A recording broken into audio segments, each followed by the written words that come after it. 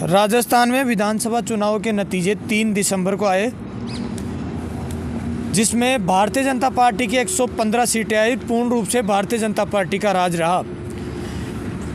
15 दिसंबर को भारतीय जनता पार्टी के मुख्यमंत्री के रूप में भजनलाल शर्मा के रूप में मुख्यमंत्री मिला राजस्थान की जनता को।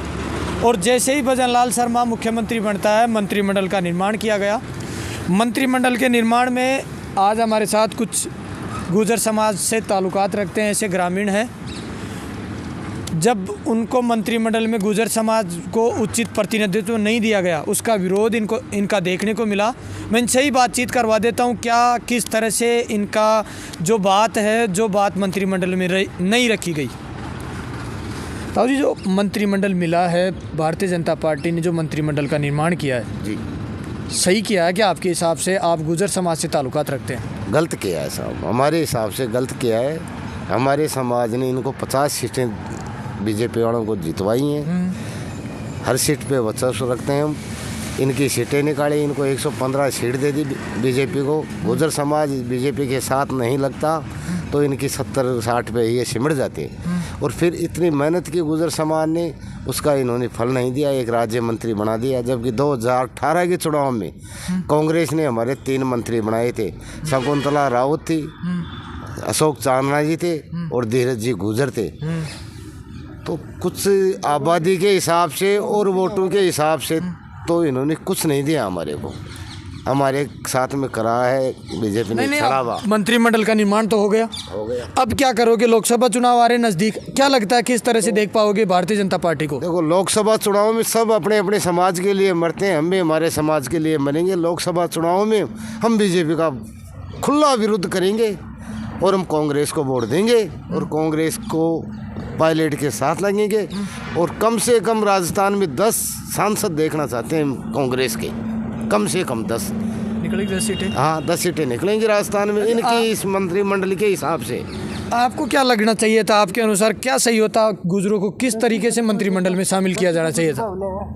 भाई 10 सीटें तो गुजर है लोकसभा की। लोग विधानसभा में 45 सीटों पे खुला वर्चस्व गुजरों का है। 45 सीटों 200 में से 9% हमारे वोट हैं राजस्थान में। मंत्रिमंडल में आपको क्या मिलना चाहिए? 2 कैबिनेट मंत्री और 1 राज्य मंत्री, 3 मंत्री चाहिए हमारे को राजस्थान में गुजरों से। लाला जी बताओ, जो मंत्रिमंडल का निर्माण हुआ है वो सही हुआ है क्या गुजरों के अकॉर्डिंग?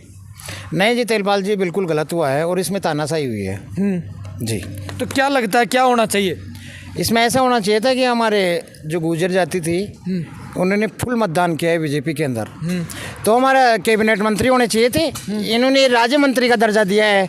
ये कौन सा पद है? क्या है ये? गुर्जरों को पागल बनाने का काम है। इन्होंने तो गुर्जरों को बिल्कुल उखाड़ के फेंक दिया बीजेपी पार्टी ने। बिल्कुल तानाशाही की है इन्होंने। तो अब क्या लगता है क्या करोगे? लोकसभा चुनाव नज़दीक आ रहे हैं, क्या लगता है? अब लोकसभा चुनाव में हम इस बीजेपी पार्टी को उखाड़ के फेंक देंगे। गुर्जर है ना, 10 सीटों पे लोकसभा ग्रामीण में 10 सीटों पे डायरेक्ट फैसला करते हैं। 10 को सांसद बना के भेजेंगे हम गुर्जर और बीजेपी पार्टी को पाड़ के फेंक देंगे। सचिन पायलट का क्या प्रदर्शन रहेगा लोकसभा चुनाव में? सचिन पायलट का बहुत तगड़ा रहेगा और भविष्य भी पायलट साहब का बहुत तगड़ा है। अगर पायलट साहब अब की बार इनको अगर मुख्यमंत्री बनाते हैं, रिपीट होती कांग्रेस को 100%, ये मेरी गारंटी है। हाँ जी। तो क्या लगता है गुजरों के साथ सही नहीं किया, लेकिन अब किस तरह से देख पा रहे हो लोकसभा चुनाव में? लोकसभा हम बीजेपी को उखाड़ फेंक देंगे, बिल्कुल भी। जो मैं कहता हूँ वो करता हूँ।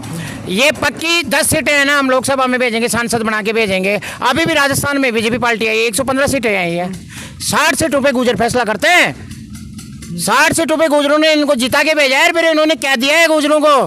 दे दिया है इन्होंने, क्या दिया है? राज्य मंत्री बना दिया ना जवाहर सिंह मैडम को। क्या बनाया है? राज्य मंत्री क्या होता है? क्या चाहिए था? बिल्कुल गुर्जरों ने पागल बना। कैबिनेट मंत्री का दर्जा देते इनको।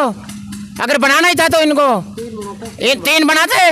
क्या किया इन्होंने? 1 को बना करके। कांग्रेस 2018 में आपका कौन सा मंत्रिमंडल बना दिया था? आपको क्या दे दिया था?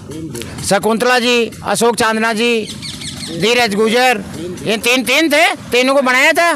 अब इन्होंने तो बिल्कुल तानाशाही की है। और गुर्जर है ना, गुर्जर एक ऐसी जाति है, इनको बता देगी अब बीजेपी पार्टी को, उखाड़ के फेंक देगी। लोकसभा में 10 सांसद बना के भेजेंगे हम, ये मेरी 100% गारंटी है। बताओ रामजीलाल जी, क्या किस तरीके से जो मंत्रिमंडल का निर्माण हुआ किस प्रकार से देख पा रहे हो? तेजपाल जी, जो मंत्रिमंडल का जो इन्होंने वो किया है उसमें गुर्जर समाज को तो उचित प्रतिनिधित्व मिला नहीं। एक राज्य मंत्री है, राज्य मंत्री कोई मायने नहीं रखता उस हिसाब से, जिस हिसाब से गुजरों की आबादी राजस्थान में 9% आबादी है गुजरों की, और पूर्वी राजस्थान में 55 सीटें जो जीत के आए हैं ना, जो एससी के कैंडिडेट और एसटी के कैंडिडेट और जनरल भी, वो गुजरों के दम के पीछे जीत के आए हैं पूर्वी राजस्थान में। कौन कौन सी सीटें? आप तो नज़दीकी बात देख लो, आप जमरामगढ़ की सीटें देख लो ना आप भाई, टोटल गुजरों ने बीजेपी के पक्ष में मतदान किया है। किसको दिया है? अब क्या लगता है, को दिया है क्या मुख्य रूप से आपका विरोध क्या रहा, क्या मिलना चाहिए था आपको? नहीं, मेरा विरोध तो नहीं, मैं भाजपा से जुड़ा हुआ हूँ, मैं भाजपा का कार्य करता हूँ। मैं विरोध तो क्या है, मगर बाकी जैसे सामाजिक स्तर पर अगर देखा जाए तो गुर्जर समाज को उचित प्रतिनिधित्व मंत्रिमंडल में नहीं मिला। कम से कम 2 कैबिनेट मंत्री होते गुर्जर समाज के और 1 राज्य मंत्री होता गुर्जर समाज का। अच्छा, आपको जो मंत्रिमंडल मिलना था वो नहीं मिला, ये कहना चाह रहे हो? तो लोकसभा चुनाव में किस प्रकार से देख पाओगे फिर भारतीय जनता पार्टी को? नहीं, लोकसभा में देखो, मैं सामाजिक मामला, मैं तो देखो भाजपा का आदमी हूँ, मैं मेरी पार्टी के साथ ही हूँ, पार्टी के लिए काम करूँगा मैं। बाकी मुझे जो समाज की जो आवाज़ उठ रही है ना,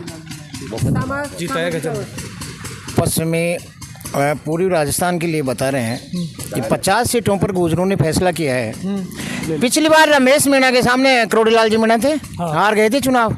अब की बार करोड़ीलाल मीणा को किसने जिताया है? गुजरों ने जिताया है। सवाई माधोपुर से गुजरों ने जिताया है।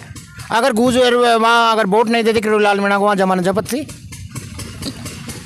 ये इनका विरोध रहा, जो जिस तरीके से बात करें, जो उचित जो प्रतिनिधित्व जो मिलना चाहिए था गुजरों को नहीं मिला। आप मेरे साथ देख रहे हैं तेज मीडिया ग्रुप और मैं हूं तेजपाल। जय हिंद, जय भारत। 31 मिनट।